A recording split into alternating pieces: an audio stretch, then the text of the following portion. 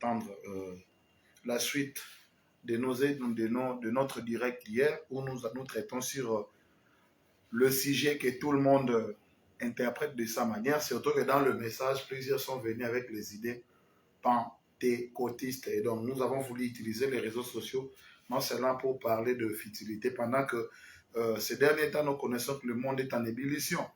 La plupart des gens, ils parlent de la fête, ainsi de suite. Et nous aussi, nous avons voulu, ces derniers temps, partager avec vous ce que nous croyons et le pourquoi de toutes ces choses. Donc, nous allons prendre l'aspect vraiment doctrinal et nous prenons les choses très profondes du message. Hier, nous avons vu le frère Branham qui nous a dit dans la prédication « Humilie-toi » des 63, il nous a dit qu'il faut creuser pour éviter la tribulation. Et donc, hier, nous avons essayé de faire voir aux gens que prendre le corps ici et le ramener au ciel, cela était du méli-mélo. Donc, pour ceux-là qui n'ont pas eu la chance d'être avec nous hier, le 25 décembre 2021, donc nous vous recommandons les 2 vidéos que nous avons postées sur la chaîne YouTube Pasteur Bandouka. Et aujourd'hui, nous faisons le lien entre le direct d'hier et aujourd'hui. Et donc, la première constatation est celle-ci. La plupart des pasteurs aujourd'hui, ils ont prêché l'homme, la chair ici. Ils nous ont dit que cette chair devait entrer au ciel. Et c'est là où nous avons dit aux frères et sœurs qu'il n'y a pas la rédemption pour un hybride. Et frère Branham nous dit que ces corps, c'est l'union de Satan et Ève. Ces corps, c'est l'union de Satan et Ève. Elle n'a pas une promesse. Donc, faire entrer ces corps au ciel, c'est là où ça pose problème. Parce que quand nous avons dit aux gens que l'enlèvement a déjà eu lieu, ils nous ont dit, mais nous vous voyons là-bas, vous avez des enfants, ainsi de suite. Il s'agit de quel enlèvement? Alors que le frère Branham, dans le paragraphe 65 de l'enlèvement, de 65, il nous dit que pour l'Église épouse, l'enlèvement est une révélation. Et donc, nous n'avons pas encore commencé ça, nous sommes encore dans le prélude. Et dans les préludes, nous allons lire dans la parole parler la sémence originelle. J'ai dit aux frères, pour vous rappeler, ça c'est une suite logique de nos 2 vidéos que nous avons postées sur la chaîne YouTube Pasteur Bandouka. Donc, vous pouvez aller voir pour avoir la suite logique. Et donc, nous allons lire dans la parole parler la sémence originelle que le frère Branham prêche de 18 3 mois, 62 soirs, au paragraphe 440, en parlant du messager. Il dit, sa prédication sera revêtue de l'esprit et de force, étant bien alignée sur la parole de Dieu. Il dit, à cause de tout ce qu'on aura fait passer pour la vérité de Dieu, beaucoup ne comprendront pas ces messagers véritables. Donc, la plupart des prédicateurs, de gens sérieux, de véritables serviteurs de Dieu, ils ne comprendront pas ces messagers William Marion Branham. Il dit, à cause de tout ce que des imposteurs ont fait passer pour la vérité de Dieu. Parce que frère Branham me dit, et répéter à quelqu'un chaque fois le mensonge, il finira par le croire. Et Branham dit que nous sommes au temps où les gens, comme la nourriture devenir rare, les enfants ont choisi de manger à la poubelle. Et donc, Branham me dit, à cause de tout ce que des imposteurs ont fait passer pour la vérité de Dieu, il dit, beaucoup de véritables serviteurs de Dieu, même ton pasteur, s'il n'a pas le plan de ces choses, Branham dit, beaucoup de serviteurs de Dieu ne comprendront pas ces messagers. Et moi, je crois, à l'aide de tout ce que nous avons exposé ce soir, je peux affirmer que la plupart des pasteurs, ils n'ont pas compris véritablement qui est William Marion Branham. Et donc, nous allons maintenant poser la question à frère Branham. Parce que quand nous avons dit aux frères que tout est accompli, ils nous ont dit, nous avons blasphémé, nous ne comprenons pas frère Branham. Nous allons poser Branham la question. Parce que nous avons dit que même la plupart des véritables serviteurs de Dieu, ils ne comprendront pas ces messagers. Posons la question à William Branham. Hier, déjà, nous l'avons posé la question. Frère Branham, dites-nous ta mission. Qu'est-ce que tu es venu faire? Il va nous répondre. Nous sommes dans Messieurs et c'est le signe du temps de la fin. Le message prophétique que le frère Branham prêche le 30-12 mois 62 soirs, au paragraphe 114, il dit, maintenant, il proclame, le messager, le 7e ange ici proclame son message à l'église de Laodicée. Remarquez son genre de message. Or, cela ne s'adressait pas au premier ange, cela ne lui était pas donné, ni au 2e ange, ni au 3e, ni au 4e, ni au 5e, ni au 6e. Mais c'est le 7e ange qui avait ce genre de message. Qu'était-ce? Remarquez son genre de message, c'est d'accomplir tout le mystère de Dieu qui sont écrits dans les livres.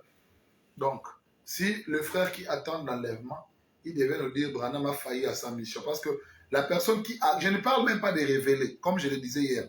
Je parle d'accomplir. C'est lui qui accomplit tous les mystères décrits dans le livre. Donc, le mystère de la résurrection, le mystère de l'enlèvement, tout le mystère que vous connaissez, c'est le travail de Branham et Branham seul. C'est lui qui accomplit tout le mystère. Et tous nous savons que le frère Branham n'a pas étudié. Et frère Branham disait que ma Bible était le type. Et s'il faut prêcher l'enlèvement, nous allons prendre le type dans la Bible. Nous allons prendre le type d'Élie. Nous prendrons le type d'Enoch. Et ainsi de suite. Alors, allons poser à Branham la question. Parce qu'il y a des frères qui disent que les choses que nous disons, il les ramène au futur. Posons à frère Branham la question. Lui qui est typologue de tous les types de la Bible, c'est-à-dire les types de l'enlèvement, Enoch, Élie, il y a encore un type qui est resté après sa mort. Après que le frère Branham ait quitté la maison, après qu'il ait changé de dimension. Est-ce qu'il y a encore un type qui est resté? Nous prenons Dieu dévoilé 337. Frère Branham dit,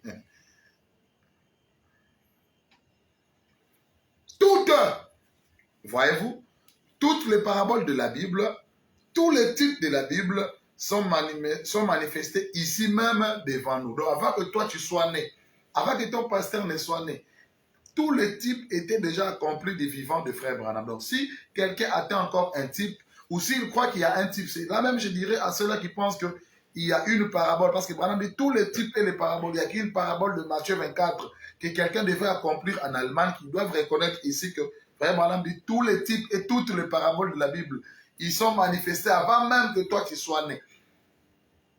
Et c'est comme ça que dans la voie à laquelle Dieu a pourvu, pour aujourd'hui, au paragraphe 3, Branham dit, maintenant il y a toutes sortes de ministères. Dieu dans ces derniers jours, je crois, nous a donné tout ce qu'il a dans son livre. Dieu nous a tout donné. Donc je crois que la venue de William Branham, c'est ce que les véritables serviteurs n'ont pas compris. Ils n'ont pas compris le pourquoi de toutes ces choses. Et nous avons dit aux frères que nous devons d'abord commencer par comprendre qu'est-ce que Branham est venu faire. Il accomplit, selon la citation, tous les types et toutes les paraboles de la Bible. Donc, la parabole de l'époux qui entre, tout ça, c'est Branham qui l'accomplit. Donc, après le départ de William Branham, vouloir nous faire croire qu'on doit encore attendre certaines promesses, moi je crois que ce n'est pas ça le plan. Et donc, dans les âmes en prison, toujours dans la même ordre d'idée, du prêcher le 10-11 mars 63 matin, au paragraphe 129, frère Branham dit, qu'en est-il de vous, Église, qui êtes ici et qui m'avez entendu dire il y a 6 ou 8 mois, c'est ainsi dit le Seigneur.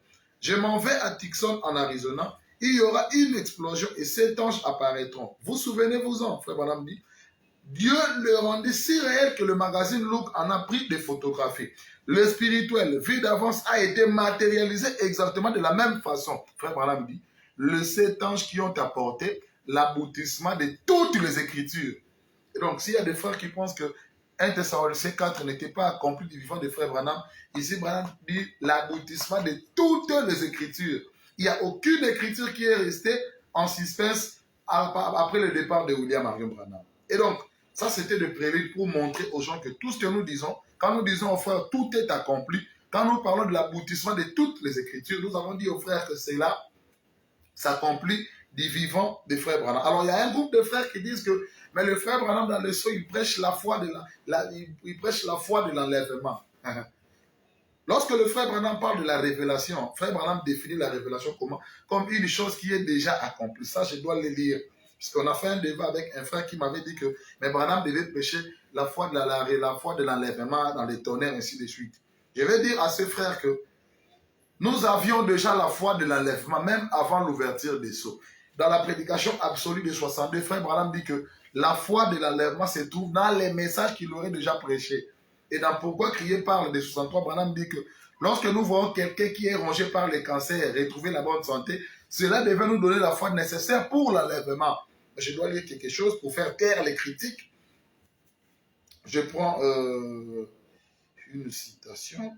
Je suis dans la révélation de Jésus-Christ, que le frère Branham prêche le 4 et 12 mars 60 matin, au paragraphe 78, il dit maintenant, le mot grec pour révélation, parce que le frère dit qu'on devait attendre la révélation, et là, les choses sont venus après. Branham dit c'est Apocalypse qui signifie dévoilement.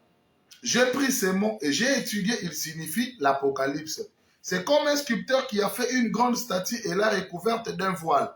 Et après, il vient déchirer ce voile pour révéler ce qu'il a derrière le voile. C'est un dévoilement. Ce n'est pas le jour où on va vous révéler une chose que la chose vient d'être là. La chose était déjà là, seulement qu'on vient l'ouvrir et vous le voyez. Et donc, lorsque le frère Branham prêche la révélation de l'enlèvement, ce n'est pas le jour là où l'enlèvement devait commencer à se produire. Parce qu'il y a des frères même qui nous disent qu'ils croient au 7e jour à la venue du Seigneur, mais pour eux, ils disent que le 7e jour, c'est un cycle. Je leur pose la question, si le 7e jour est un cycle, ils devaient me dire, alors quel est le son qui s'ouvre en premier? Parce que c'est le 7e jour qui s'ouvre en premier. Et dans le guide des 62 frères, Branham dit qu'à la fin du 7e jour, nous saurons qui est Dieu, comment il vit, quelle est sa nature. Et si le frère pense que le 7e jour est encore dans un cycle, alors ils méconnaissent encore Dieu. Ils ne savent même pas qui est Dieu. Et donc, c'est ainsi que nous continuons dans Christ et le mystère de Dieu révélé. Branham dit, maintenant la venue du Seigneur est un mystère. Nous ne savons pas quand il viendra, comment il viendra, mais nous savons qu'il vient. Vous voyez? Ainsi en est-il de tous les mystères de Dieu qui attendaient ces derniers jours. Branham dit, après cela a déjà été accompli, alléluia, alors il révèle et montre ce qu'il avait déjà fait.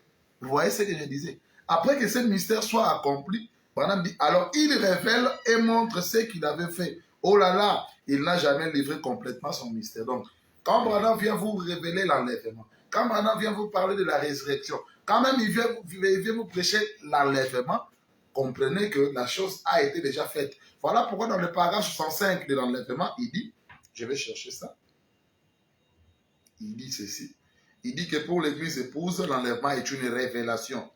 Je dois lire ça. Dans l'enlèvement que les frères Branham pêchent le 4/12/65, il dit, je veux que vous... Non, paragraphe 65, j'ai dit, mais pour l'église épouse, l'enlèvement est une révélation. Il dit, pour elle, cela lui est révélé. La révélation. Et par exemple, la véritable épouse de Christ attendra cette révélation de l'enlèvement. C'est que le frère devait comprendre que l'enlèvement est une révélation. Et la révélation veut dire un dévoilement. On vient vous révéler une chose déjà accomplie. Et là, je vais vous dire que c'est le travail de Branham seul. Parce que l'enlèvement ne se passe pas quand il prend les livres. Non. L'enlèvement se passe sous le ministère du Fils de l'homme. C'est le ministère du Fils de l'homme qui ressuscite. C'est le ministère du Fils de l'homme, comme c'était à Abraham, qui change même les corps. Et le frère Branham, hier, nous a montré que le changement, ce n'est pas cette conscience. Le changement, selon Branham, c'est l'âme à l'intérieur qui change. Et il faut montrer aux frères que toutes ces choses, c'est Branham seul qui l'accomplit. Nous prenons question et réponse numéro 2. Question et réponse numéro 2, prêché le 23 août 64, soit au paragraphe 120. Frère Branham dit, et eux sans nous ne peuvent pas parvenir à la perfection, dit Paul dans Hébreux 11. Sans nous, ils ne peuvent pas parvenir à la perfection. Branham dit, ils doivent avoir ces ministères, alléluia, afin de ressusciter le luthérien, le wesleyen et les autres qui se sont succédés pendant les âges. Donc, sans William Marion Branham, c'est ce que j'étais en train de vous dire hier. Toutes ces choses que vous attendez, parce que c'est lui qui a accompli ces choses. C'est lui qui a accompli tous les mystères. Vous êtes en train d'attendre un train qui est déjà passé, mes frères et sœurs. Nous devons réétudier le message. Nous devons réétudier ces choses.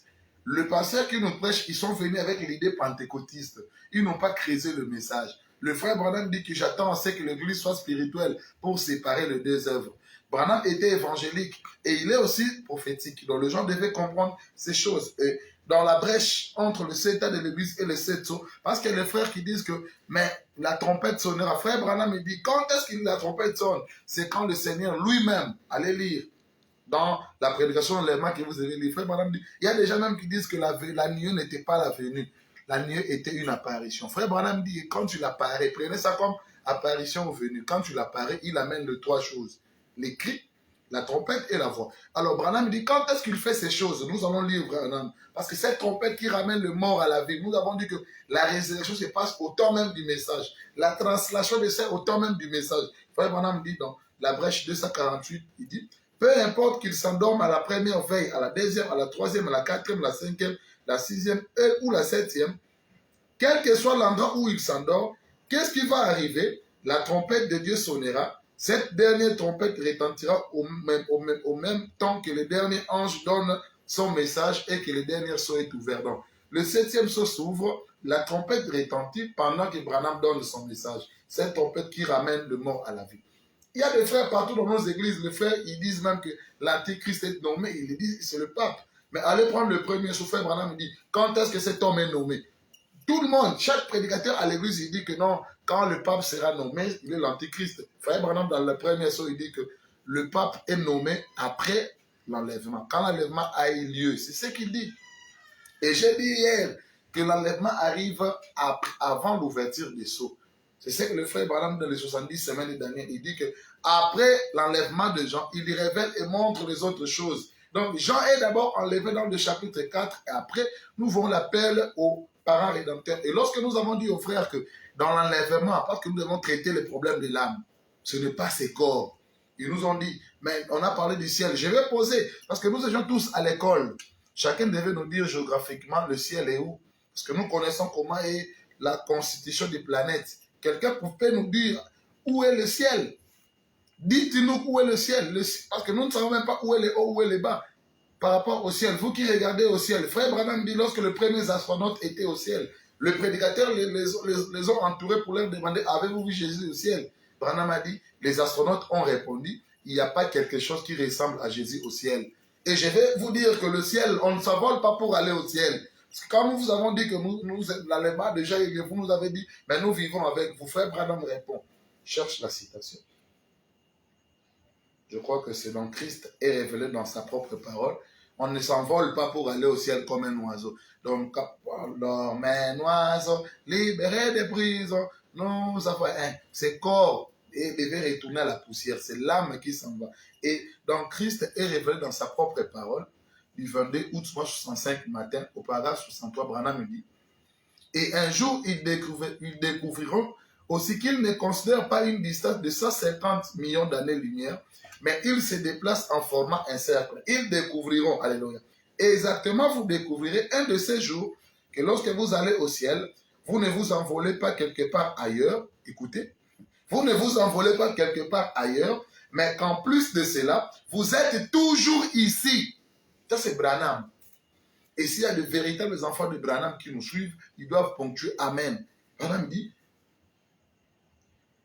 en plus de cela, vous êtes toujours ici seulement dans une autre dimension. Donc, vous êtes encore ici et aussi ailleurs dans une autre dimension. Voilà le ciel, c'est notre Branham. Et c'est comme ça que le frère Branham, lorsque, dans la série L'Adoption, lorsque le frère Branham a subi la glorieuse translation, il dit que mon corps bougeait. Branham était là à côté de moi, c'est un Branham qui bougeait. Je dois le lire, c'est dans le 5e sceau. Je vais chercher la citation rapidement. Dans le 5e sceau. Voilà, le 5e sceau. Au paragraphe 421, frère Branham dit, je me suis senti tout drôle. Je pensais, qu'est-ce qui se passe? Je me sens tout drôle. Je me suis retourné pour voir et mon corps bougeait. Donc le Branham qui était là n'était pas un cadavre. Parce qu'il y a des gens qui disent que quand quelqu'un meurt, c'est là où il est enlevé. Non, l'enlèvement, ce n'est pas ce temps du message. Et Branham est bougé. Il dit, et j'ai dit, oh, il ne va pas falloir que je retourne quand même, ne me laisse pas partir. Branham ne voulait plus retourner. Et dans la prédication de condoléances à la famille Stadsclave, frère Branham dit, je n'aimerais pas me laisser là une vision pour ne pas scandaliser les gens de plein évangile. Branham dit, quelque chose s'était passé. Cela était une translation. Et ailleurs, il appelle une petite translation. Ailleurs, il appelle une glorieuse translation. Et il dit, dans le 5e sceau, il dit, je vous ai tous vus. Nous avons dit aux frères que nous sommes un être double. L'un de la terre pour mourir et un autre du ciel pour vivre. C'est là le problème. C'est cela qui a accompli ce que Jésus avait dit. Il y a deux qui seront dans le lit. L'un sera pris. L'âme s'en va dans les mains et le corps retourne à la poussière. Je crois que je dois lire cela. Je dois lire cela pour que les frères ne disent pas que nous sommes en train de lire nos histoires. Nous sommes dans l'Apocalypse, le livre des symboles, au paragraphe 55, frère Branham dit, les êtres angéliques s'associent. Oh, j'espère que vous les saisissez. Cela vient juste de tomber librement. Regardez. Et si vous avez le Saint-Esprit en vous, alors vous êtes un candidat à l'association avec le monde invisible et le surnaturel. Il n'est pas étonnant que les gens ne puissent pas croire en ces choses. Ils ne sont jamais entrés en contact. Voilà, dit, il n'y a rien ici à l'intérieur pour croire. Mais lorsque le Saint-Esprit vient dans un cœur, aussitôt il devient un autre double. Donc quand vous voyez Saron ici, c'est un être double. On dit, l'un de la terre pour mourir et l'autre du ciel pour vivre. Madame dit, Amen. Les deux seront dans un lit. Je vais prendre un, je laisserai l'autre. Voilà comment est-ce que vous avez prêché des choses sans pour autant comprendre la portée de ces choses. C'est ainsi que nous sommes venus aujourd'hui pour vous parler du pourquoi de toutes ces choses. Voilà, me dit, dans son corps, il a un contact terrestre avec ses 5 sens. Dans son esprit, il a un contact avec Dieu par le Saint-Esprit. Et les anges de Dieu le visitent, parlent avec lui, et ils sont le messager envoyé de Dieu pour révéler cela. Alors, je continue. Il dit, voilà, je prends dans la prédication, allez dire à mes disciples, au paragraphe 166, frère Branham dit, j'ai dit, frère, là quelque part dans l'au-delà, dans l'éternité, alléluia, il y a un grand témoin. Le Fils de Dieu sera lâché un de ces matins et il est en train de descendre majestueusement sur cette terre comme un aimant. Et chaque âme qui est attirée vers lui montera à sa rencontre dans le zèle. On parle des âmes, ne parle pas de ton corps. Il dit, et sera dans la résurrection pour vivre avec lui, pour être amené dans l'au-delà. Pendant dit, et ces vieux corps dans lesquels nous vivons maintenant, ou même ces corps que nous avons maintenant, qui deviennent vieux, qui sont et qui tombent, ils seront déposés là dans la coupole de la poussière. Vous voyez? Mais qui vous a dit que le corps passe, il y aura un jour où toi, même lorsque le frère Branham parle de l'enlèvement, il dit que les gens vont continuer à prêcher, ils vont enchaîner l'enlèvement, mais alors que l'enlèvement va se passer. Dis-moi un peu, comment est-ce que cela va se passer pendant que ton père, ta mère, ton frère, le quartier savent qu'il y a un certain enlèvement? Vous devez réétudier le message. Vous avez prêché quel enlèvement? Vous voyez que le frère Branham, il arrive dans la prédication d'enlèvement. Il termine sa prédication. Il a prêché l'enlèvement et enlèvement. Il regarde son assemblée qui ne comprend pas. Il va prier. Je vais prendre la prière de frère Branham. Je crois que c'est dans l'enlèvement. Paragraphe, je crois, 211. Le roi des citations. Je cherche. Voilà. Frère Branham va prier. Il a prêché l'enlèvement. Il va maintenant prier. L'enlèvement. Dans la prédication de l'enlèvement, voilà ce que Branham va dire. Au paragraphe 211.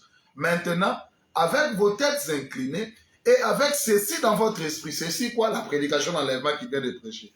Sachant que nous inclinons la tête vers la poussière d'où nous avons été pris. Si j'étais là, j'allais poser à Branham la question. Branham, dans la prédication de l'enlèvement, tu parles de la mort. Il dit, nous avons été pris et à laquelle nous retournerons un jour. Et sachant que vous avez à l'intérieur une âme qui doit répondre devant Dieu.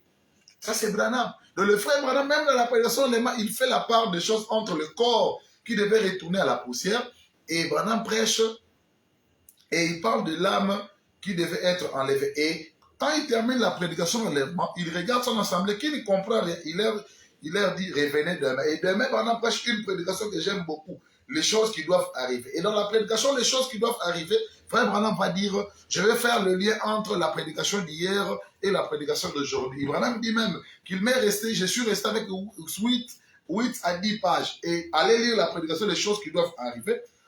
Prenez le paragraphe 65, le paragraphe 66, prenez le paragraphe, je crois, 106. Le frère Branham fait la différence entre le corps et l'âme. Je prends par exemple le paragraphe 65, il dit, bien, ça c'est le lien, c'est la suite de la prédication d'enlèvement, il fait le lien, il dit, bien, ce vieux monde vous doit déchoir, parce qu'il est venu par le sexe, et il est venu par la désobéissance au début, et nous sommes nés par le sexe à travers la chite. Et de même, il doit retourner droit à la chite. Mais celui qu'il est en train de nous préparer maintenant ne peut pas déchoir parce qu'il est construit de manière à ce que ce ne soit pas possible. Branham dit, n'êtes-vous pas erré que la mort existe? C'est étrange, n'est-ce pas? Mais là, disons que par exemple, il y a quelques années, j'étais un petit garçon. Maintenant, je suis un homme d'âge moyen. Maintenant, rajoutez-lui encore 40 ans. Est-ce qu'on aboutirait? Je suis heureux qu'il y ait quelque chose qui nous fasse sortir de cette maison de pestiférés. Il y a une porte ouverte et elle s'appelle la mort. Branham dit, Jésus se tient à cette porte, amen. C'est lui qui me fera traverser cette fleuve. C'est lui qui me fera franchir cette porte. Pourquoi? Pour nous libérer de ces corps. Pour que l'âme vive dans un corps glorifié. Là, c'est là où intervient la mort. Mais ça n'a rien à voir avec l'enlèvement qui concerne l'âme. C'est comme ça que le frère Branham dit que à chaque 18 ans, Dieu nous tire des photos. Et Branham dit, je vais vous reconnaître parce que vous aurez un autre corps qui est semblable à celui-ci, mais qui est glorifié.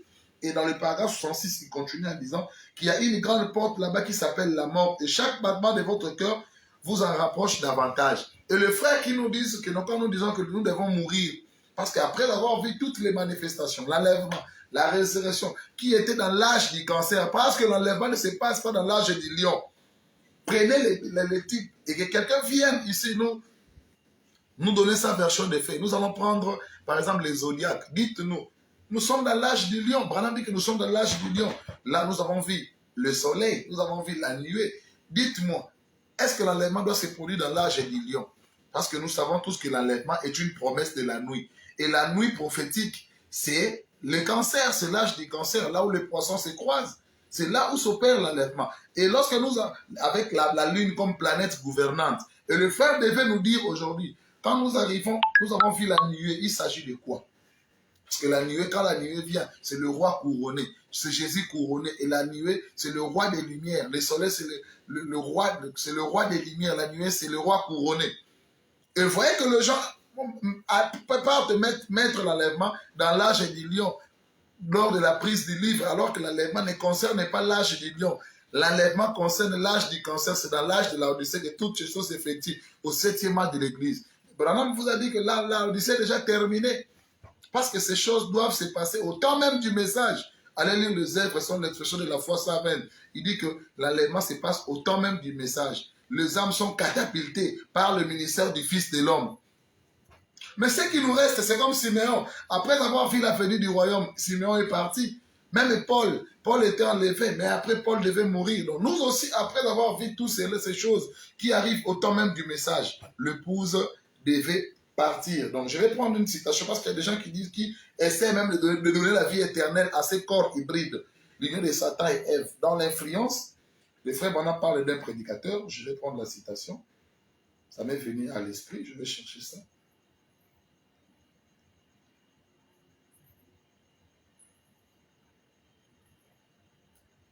Voilà. Je connais un frère, moi aussi je connais un prédicateur. Toi qui me regardes, tu es comme ces frères dont on parle. Vois un peu la description de ces frères que Branham parle. J'ai dit, je connais un frère dans le monde aujourd'hui. Un homme bien, également un homme bon. Il était bon, hein? Et Branham dit un homme bien, comme toi. Un vrai prédicateur de la parole. Et je dirais un vrai frère. Je lui ai parlé il n'y a pas longtemps. Branham dit, il continuait à éprouver des sensations.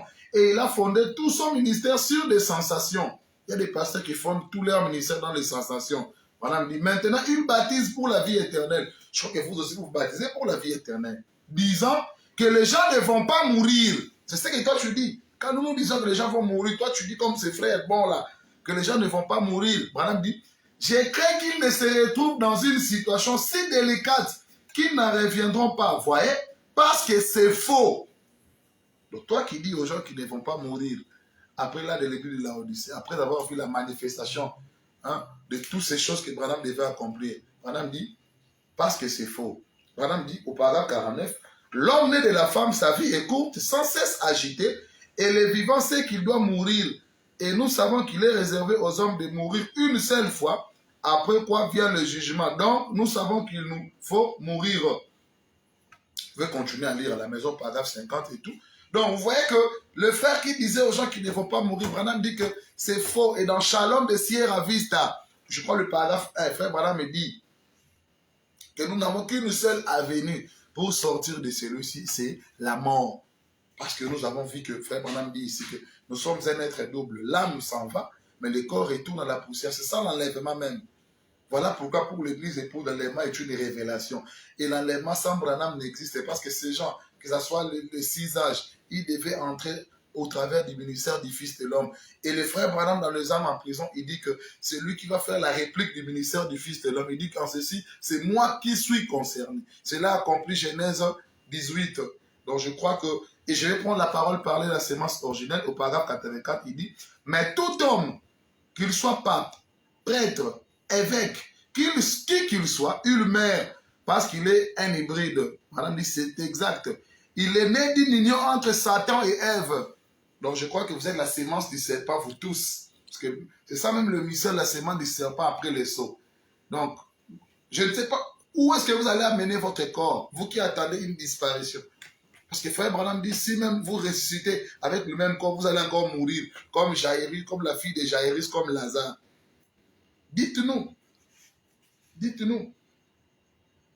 Donc, et les frères nous ont posé la question, mais quand dites-vous d'Élie? Élie, la Bible dit qu'Élie, mais Frère Branham dit, dans qui est ce Melchizedek au paragraphe 89, Branham dit, il y avait un homme appelé Moïse, vous savez tous qu'un prophète est appelé un aigle dans la Bible. Il y avait un prophète appelé Moïse, un jour Dieu l'appela, il ne voulait pas le laisser entrer dans le pays, il mourut sur un rocher. Les anges l'emportèrent et l'ensevelirent. Il va parler maintenant de lui, écoutez. Il y eut un autre homme, un aigle, il traversa simplement le Jourdain, et Dieu fit descendre un char, et il quitta cette robe de chair. Il quitta cette robe de chair. Élie. Dites-moi, où est-ce que Élie a amené son corps au ciel? Parce que Jésus a dit, personne n'est monté au ciel. Personne, ni Élie, ni Enoch, sauf le Fils de l'homme qui est dans le ciel. Et en parlant d'Enoch, dans la prédication d'ensevelissement, par exemple, Branham Branham dit qu'Enoch était dans le séjour des morts. Et lorsqu'il a vu le Rédempteur, Branham dit, alors Enoch approcha et dit, c'est lui que je vis venir avec ses saintes myriades pour exercer le jugement. Montre-nous où est-ce que Enoch a amené son corps au ciel. Parce que l'enlèvement d'Enoch n'était qu'un type. Or, la réalité, c'est nous l'antitype. Et dans l'antitype, c'est l'âme qui s'en va et le corps retourne à la poussière. Que le Seigneur vous bénisse richement. Nous voilà une demi-heure que nous avons voulu traiter avec vous. Et demain, nous reviendrons encore parce qu'il y a un grand thème qui nous attend. Parce que nous savons tous que, avant d'arriver au 7e saut, parce que le frère, je suis venu et très bientôt là, je vais commencer une opération d'arracher les sauts au prédicateur. Si vous ne croyez pas au 7e saut, parce que le 7e saut, c'est la venue du royaume, nous vous retirons le 7e saut. Si vous ne croyez pas au 6e saut, qui est là, la venue d'Élie et Moïse, qui ont déjà appelé les Juifs sous le ministère prophétique de William Branham, parce que dans la fête des trompettes, Branham dit que c'est un seul serviteur, les rejetés, qui se fait connaître aux Juifs. Je vous retire le 6e saut. Et si vous ne croyez pas que l'enlèvement s'est déjà effectué au 4e saut, parce que Branham me dit, je dois lire ça, que l'enlèvement se passe dans le 4e saut, nous vous retirons le 4e saut, ou nous vous laissons avec vos 3 sauts. Parce que l'enlèvement se passe au temps même du message. Je crois que c'est dans l'exposé. Je vais lire ça. Page 279, exposé. Madame dit, ce sont des Juifs, absolument, car ils sont dans le 5e saut. Et c'est dans le 4e saut que l'épouse des nations est enlevée. Est-ce que vous croyez à ça? Vous qui croyez que le 4e saut est déjà accompli, vous devez croire aussi que l'enlèvement c'est déjà accompli, parce que l'Église part dans l'enlèvement dans le 4e saut. Il y a des gens qui mélangent, il y a un mélange entre le 4e saut et le 7e saut. Non, le 7e saut, c'est l'installation du royaume. Le 7e saut, c'est la venue du royaume. C'est nous qui retournons. C'est là accompli, Apocalypse 19. Mais l'enlèvement, c'est entre le fils de David et le fils de Dieu. Entre cet intervalle, il faut qu'il y ait un ministère prophétique. Et ce ministère, c'est le ministère du Fils de l'homme. C'est le ministère qui catapulte les âmes dans la gloire. Le ministère du Fils de l'homme. Et donc, vous là qui prenez le 4e saut, pour les rattacher au 7e saut, c'est du méli-mélo. L'Église s'en va dans le 4e saut, parce que les âges terminent dans le 4e saut. Donc, que le Seigneur vous bénisse. Shalom à tous et merci d'avoir suivi ceci. Ciao, ciao.